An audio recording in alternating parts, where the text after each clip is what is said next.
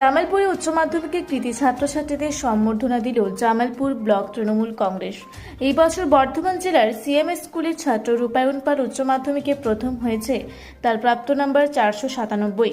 জামালপুর ব্লকও পিছিয়ে নেয় উচ্চ মাধ্যমিকের নাম্বারে, মাত্র 2 নম্বরের জন্য প্রথম 10-এর মেধা তালিকায় অবস্থান হয়নি জামালপুরের সর্বোচ্চ প্রাপক Parbatpur Jamalpur Amarpur girls oh boys high স্কুলের ছাত্রছাত্রীরা পূজা ঘোষ তার প্রাপ্ত নাম্বার 486, এছাড়াও রিঙ্কি কর্মকার 472, সৌম্যদীপ সাধুকা 468, সৌমা হালদার 466, পরমা হালদার 464, শ্রেয়া পাত্র 464, কিংশুক দাস 462, ত্রিশান ঘোষ 458, সুচন্দ্র অধিকারী 454, এরাও ভালো রেজাল্ট করেছে। এই কৃতী ছাত্রছাত্রীদের সম্বর্ধনা ও শুভেচ্ছা জানাতে তাদের বাড়িতে উপস্থিত হন বিধায়ক অলোক কুমার মাঝি, ব্লক সভাপতি মেহমুদ খান, এসসি সেলের সভাপতি উত্তম হাজারি, আনোয়ার সরকার সহ অন্যান্য কর্মীরা। মেহমুদ খান, এই কৃতীরা শুধু আমাদের জামালপুরের নয়, সারা দেশের গর্ব। আগামীতে অবশ্যই প্রতিষ্ঠিত হয়ে দেশেরও 10-এর মুখ উজ্জ্বল করবে। রাজ্য সরকার যেভাবে মেয়েদের শিক্ষায় নজর দিয়েছেন তারই ফল পাওয়া যাচ্ছে।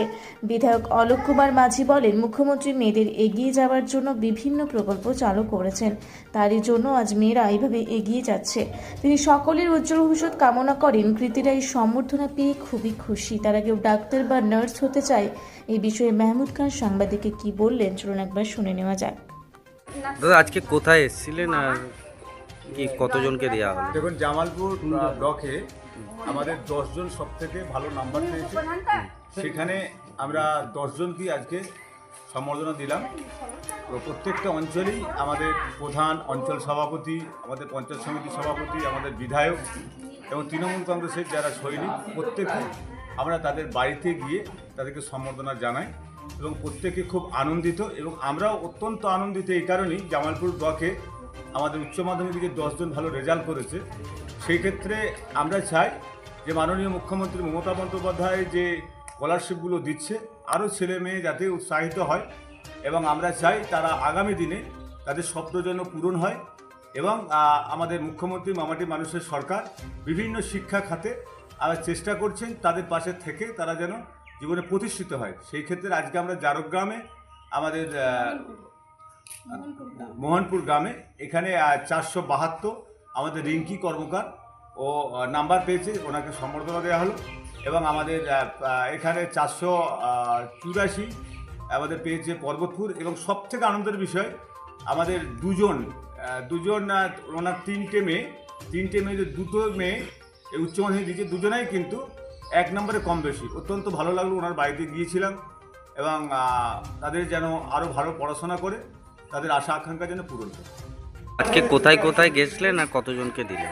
আজকে মূলত আমাদের উচ্চ মাধ্যমিকে যারা কৃতী ছাত্রছাত্রী তাদের আমাদের সম্বর্ধনা দেওয়া হলো জামালপুর ব্লক তৃণমূল কংগ্রেসের পক্ষ থেকে। কারণ আমরা এবারে খুব খুশি যে আমরা আমাদের ব্লকে 1 থেকে 10-এর মধ্যে যারা উচ্চ মাধ্যমিকে র্যাঙ্ক করেছে তাদের আমরা 10 জনকে চয়েস করেছিলাম। সেখানে পাড়াতল 1 জিপিতেই সংখ্যাটা বেশি এবং সেখানে প্রায় 7 জনের মতো। আর সেই জায়গায় আমরা খুব খুশি যে 10 জনের মধ্যে 8 জন মহিলা। মানে যে মামাটি মানুষের সরকার, আমাদের মাননীয় মুখ্যমন্ত্রী যে শিক্ষার প্রগতির লক্ষ্যে যে নারী শিক্ষার জন্য যে বিশেষ ব্যবস্থা করেছেন, তার এটা সুফল। আমি ধন্যবাদ জানাই পশ্চিমবঙ্গের মাননীয় মুখ্যমন্ত্রীকে যে এই প্রকল্প শিক্ষার ক্ষেত্রে নতুন প্রকল্প চালু করার জন্য আমাদের বিশেষভাবে মেয়েরা এগিয়ে যাচ্ছে। আমরা যাদেরকে সম্বর্ধনা দিলাম তারাও খুব খুশি। আমরা তাদের উজ্জ্বল ভবিষ্যৎ কামনা করছি। তারা যেন বড় হয়ে তারা নিজেদের মতো করে তারা এগিয়ে যেতে পারে এবং সমাজের কাজে লাগে, দেশের কাজে লাগে। তার জন্য আমাদের সবসময় তাদের আশীর্বাদ থাকবে, তারা যেন এগিয়ে যায় এবং বড় হয়। জামালপুর থেকে আশিস কুমার ঘোষের রিপোর্ট, রূপসী বাংলা মিডিয়া।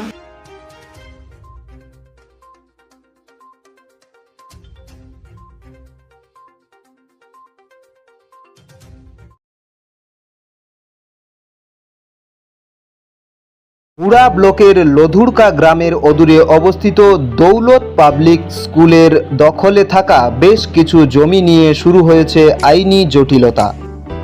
1197 দাগের যে বেলাবাহল মৌজা এবং 2239 দাগের যে লধুরকা মৌজা, এই দুটো জমি আপনারা প্লিজ কেউ কিনবেন না, কারণ আপনারা বিপদে পড়তে পারেন, আইনি একটা লড়াইতে পড়ে যেতে পারেন। জমিটা একদম ডিসপিউটেড, ফলে একটু সাবধানে থাকবেন।